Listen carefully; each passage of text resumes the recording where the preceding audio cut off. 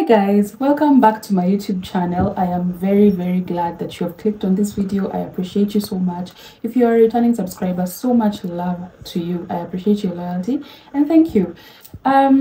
Also, I just have to show you guys. Can you see what this nail tech did to me? Just see what this nail tech did to me. Look, I asked for French nails. Look at what they did. Anyway, that aside, today we are having a conversation as usual. It's a conversation that people like to tiptoe around. Most people don't go direct to the point. We're talking about money. We're going to talk about loving your partner through financial adversities, because sometimes life could be lifing, sometimes challenges knock on the door, sometimes financial difficulties knock on your door and they decide to be a visitor, and there's nothing you can do. You just have to deal with the situation. So we're going to discuss the nitty-gritties of money and the financial aspect of a relationship. The number one question that most people usually ask, and I was even asked this question like 2 days ago by some random person on the street. Like, it's a long story, but someone just asked me, this is a question that most people ask and we're going to talk about it. Number one question is money an important factor in the relationship? As obvious as that question, as that may sound, it's not as obvious to other people. There are people that don't quite know the answer to that question. These things that I usually talk about on my channel, by the way, this is a disclaimer. I am not a relationship coach. I'm not a relationship advisor. I'm not a life coach or anything of the sort. I just speak based on the life I've lived, the experiences I've had, my personal life, the stories I've been told, such things. I don't talk as if I am a coach and I'm teaching you how to. Okay, yeah. I hope that is, the point is home. So in my opinion, I feel like money is a very important factor in a relationship. Very important. Let's go to the second question now, where I'm going to expound on that. The second thing we're going to talk about is, can a relationship survive without money? In my opinion, I think yes, it can, even though it's going to be shaky. It's going to, hey, I'm telling you, a relationship without money is one horrible experience that I wouldn't, as in, no one wants to experience that. A situation whereby there's genuine love, there's genuine friendship, but there's no money. I am not here to like try to romanticize struggle love. I am not those people that romanticize poverty or romanticize struggle love or romanticize lack. There is nothing cute or sweet or romantic about lack. There is nothing cute about poverty. There is nothing cute about the lack of money in a relationship.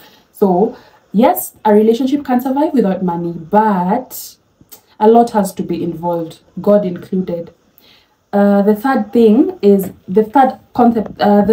that we're going to discuss is, to what degree does money, I'm actually referring because I had written some notes, to what degree does money affect the relationship? I feel like money affects the relationship 100%, as in the kind of the quality of relationship when there is money and where there isn't, they are incomparable. You cannot compare the quality of relationships. Like the kinds of relationships we see on social media, the ones who usually leave comments like "God when," or there's this comment that I see every time, I am going to keep clapping for other people until it's my turn, something of the sort. The types of relationship that we see on social media, and then we make comments like, "Oh God when," or "Please send me the lyrics that you use, the words that you used in your prayer," or "Where were you facing when you were making those prayers?" Those types of relationships are usually money driven. Not money driven per se, but there is money in those kinds of relationships, because I do not think there is anyone that would admire a struggle love or a struggle relationship. And to that point, I want to say that there is nothing wrong with saying you don't want to have anything to do with struggle love. There is nothing wrong with saying, me, I want someone who has money, or I don't want to be with someone who we're going to struggle. Because these days, you know, before, people used to be guilt-tripped for saying that I want a well-established man, I want a financially able man or stuff. People used to be guilt-tripped for saying that, but I feel like you should not guilt-trip someone for saying that, because if you have experienced wanting something and you cannot get it, you know for a fact that there is nothing wrong with wanting a better life. So I feel like people should be allowed to make such statements, but it also depends on how you package the statement or to who you're talking to. What I mean by that is, you cannot go to a comment section of people who are portraying struggle love, or people who are clearly struggling, or people who are not like there financially yet. You cannot go to their comment section and say things like, may this kind of love never locate me, or that is rude. That is rude. You can think, you're allowed to think it without saying it. So yeah, I was saying, in my opinion, to what degree does money affect relationships? I feel like money affects relationship 100%. As someone, okay, so let's talk about the real thing now. It's not, as in, not everyone is experiencing that luxury or abundance in the relationships, and it's okay, because nothing is permanent. As in, if you're experiencing struggles or money issues in your relationships, just keep in mind that it is not a permanent situation and things are bound to change. But now we can discuss the challenges of financial struggle in a relationship. Hey, I feel like the number one struggle in a situation where money is not there, or money is there but it's just for the basic needs. You don't have the money for luxury, or you don't have money in abundance. So the number one struggle is usually the resentment that comes with. There's usually some sort of resentment that comes with, like being in a situation where you need or you want something, but you cannot get it from your partner. Now, I'm speaking from a female perspective. I'm not speaking from a male perspective. I'm speaking from a female perspective. You as a lady, you're in a relationship with a man, and there's love, there's trust, there's friendship, there's all these things, but there's no money. There's some sort of resentment that starts to build up pole, like with time, because in this day and age where we are exposed to social media, we are exposed to TikTok, Instagram, all these things, all these social sites, we will see this aesthetically pleasing. Is that it? You see this babe, she has a brand new car, she has been flown to Dubai, she has been flown to Abu Dhabi, she has been flown to wherever, and then you told your man that you probably don't have enough to pay for rent, and then he was like, wow, Sasa, what will you do? There's that sort of resentment. You're like, well, other men are flying their babes out of the country, you're here asking me, wow, what will you do? It goes to an extent where that sort of resentment goes to it can go as far as now a reduced sexual attraction to that particular person. It can get to a point where now you do not feel like having an intimate, you don't want to have any sort of intimacy with that person. You don't want them to cuddle, you don't want them to hold you, you just do not want them to put their hands on you. Because if we're being honest, sometimes relationships feel a bit transactional to a certain extent. Because it feels like if you're getting everything that you want, you can give everything that he wants. To that extent, that's what I mean. It sometimes feels a bit transactional. So the resentment bit, that is the most challenging part, because now you cannot even look at him the same way. You are struggling to find him attractive. Anytime he tries to talk, or anytime he tries to assert his dominance or authority, at the back of your mind, you're like, now what are you even telling me? What are you even telling me? And you don't have any money. That is something that you will fight a lot with. But if you have self-awareness, if you have enough self-awareness, you can try to figure out a way to silence it. All these things I'm speaking about is if you decide to stay in that relationship, because you have the option of leaving. So if you decide to stay in that relationship, you have to figure out a way to silence the negative words that are going to be speaking very loudly at the back of your mind, because it's quite unfair for you to stay there and mistreat this man. And maybe by the way, I am speaking about a trying man. This is a trying man, I'm not speaking about a lazy person who just wants to sit around all day. They just want to sit around, they don't want to work, I'm speaking about a person who you can see that they're making effort, they're trying. Please do not take my words out of context. For you to go and struggle, to go and deal with a man who does not want to try, who does not want to work, who does not want to put any effort, that is another disclaimer that I had to put out there. So the first one is resentment. That's a challenge that, hey, it's real. The second one, that comparison is going to descend upon you. A comparison is going to it's going to make a home inside your head, if you allow it, that is, because you're going to see, like I've mentioned, you're going to see on social media girls getting gifts, girls doing all these things.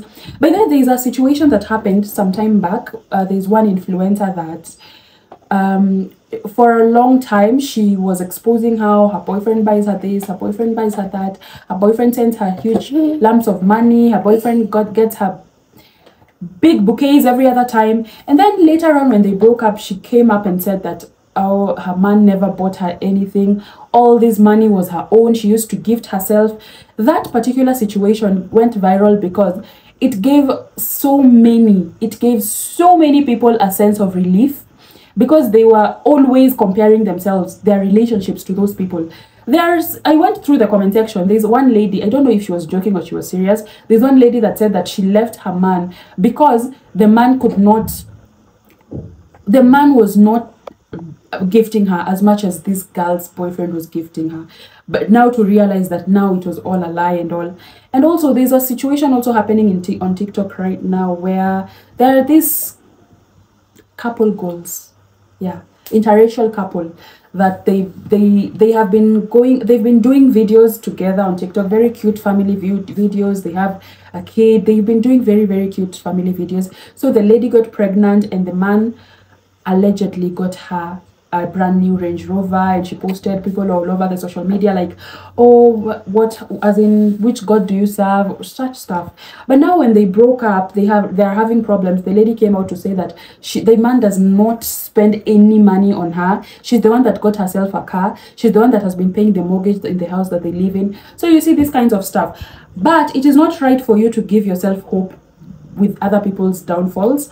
That's not what I'm encouraging. What I'm trying to say is that you can decide to make your relationship whatever it is you want. You can decide to make your relationship as appealing as you want. That is your call. That is on you. But do not let that comparing your relationship to online strangers make you make decisions that you're probably not going to like in the, I am speaking about someone who is making an effort. Again, I'm not speaking about a bum who just wants to sit down. I'm not speaking about someone who is lazy. No, I'm speaking about someone who is making clear and visible efforts. That is another thing, another challenge. The other thing is you're going to keep asking yourself, is it worth it? Is it going to be worth it in the end? Because struggle love is not cute. Like I mentioned before, struggle love is not cute at all. So you will go through all these things and then you will see stories on social media of, I have seen this happening so many times, like people saying that, oh, I was with this man when he didn't have anything, and now that he has gotten the money, he's going to get his real type. People say such stuff. And as unfortunate as it may be, it could be true to some people, and to other people it works completely differently. So you're going to keep asking yourself, is it worth it? This question will only be answered by you, because you know the type of man that you're dealing with. You know the type of person you're dealing with. Also, I'd like to mention something. I hope it has not been all struggle since you met, because that's also a bit challenging, because you'll not know that person's character when they have money. I'm speaking about maybe there was money and suddenly things changed, or maybe he has had money at some point. I'm not speaking about someone that you have never seen the person with money, so you don't know their character. That is dangerous. That one I'll not speak about it. That's on you. I'll not speak about it. Me, I'm actually talking about a relationship where maybe there was money at some point and then things happened, life happened, and then now you have to, I'm speaking about that. Or if you have ever experienced that man when he has money, how is he? How does he treat you? How does he behave? How is his character? How is the relationship in general? So the other challenge that you're probably going to experience is now adjusting. If you are used to a certain caliber of life, if you are used to a certain lifestyle, now adjusting from that to now budgeting for everything, or that adjustment, the transition between comfort to discomfort, it's not going to be smooth. It's going to take a lot of sacrifice. It's going to be very painful. You're going to feel it, but there has to be some adjustments that need to be made. That is going to be a challenge. So now, how do you English sometimes. Okay, how to be a supportive partner during these financial difficulties? Well, it is tough.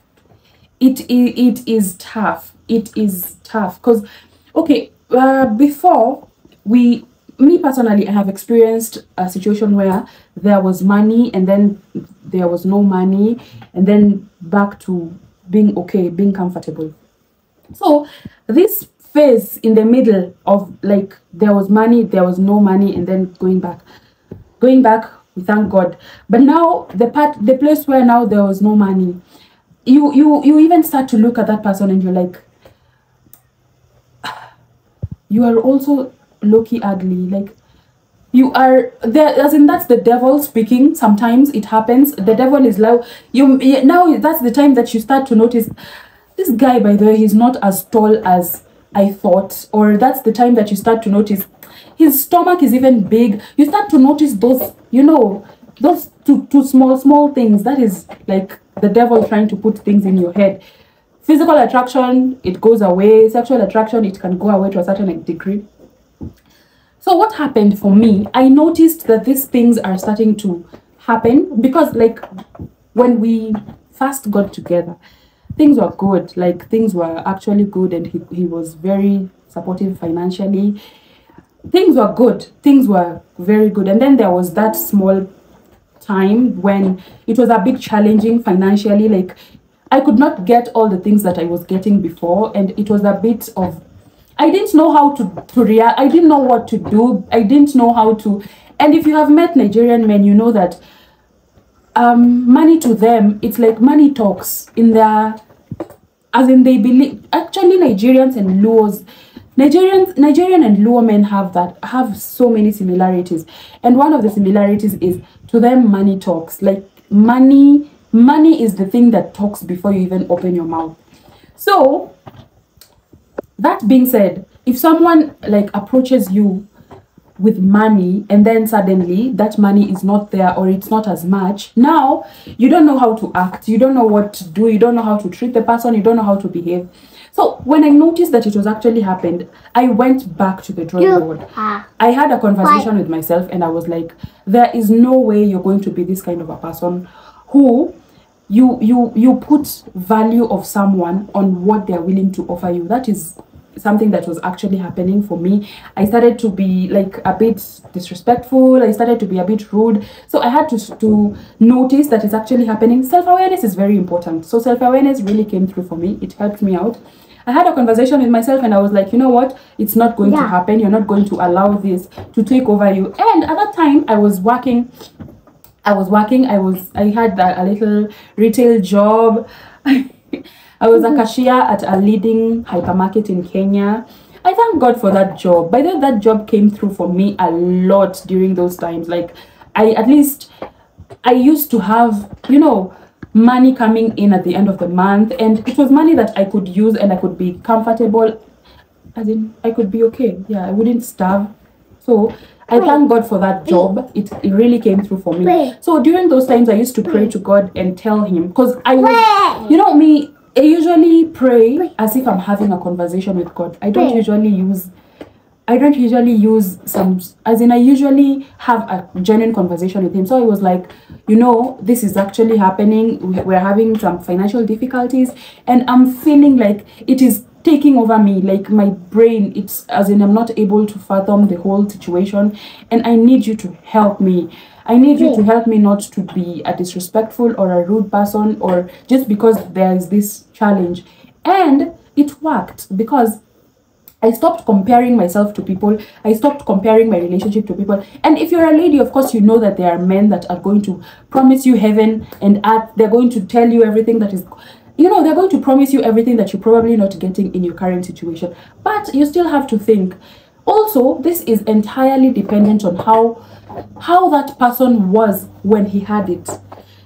That is what, as in, I'm trying to stress that, because you cannot change someone who is mean, someone who is, you know, if they were mean when they had it, you don't have to struggle yourself just to keep them around. I don't support that.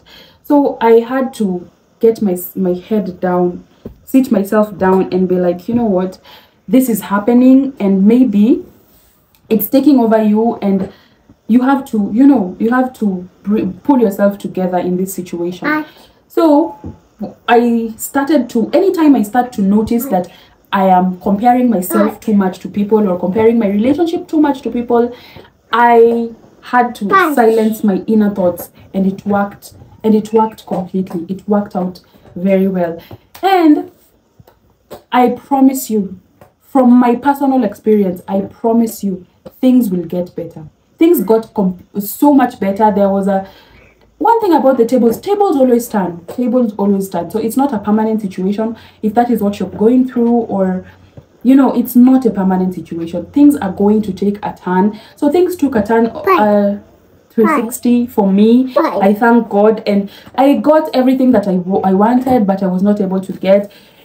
Because as in, it's all about how the character of that person, you know, it's all about the character of that person. So that is what I'm still going to insist on. And I am going to say it again. If you're going through this, I am so sorry. But things will always change. Things will get better. I promise you. So thank you so much for watching me. Thank you for listening to me. Thank you for sticking around to this point, and I'll see you on my next one. Please like, comment, subscribe, and share. Thank you. Bye. Mwah.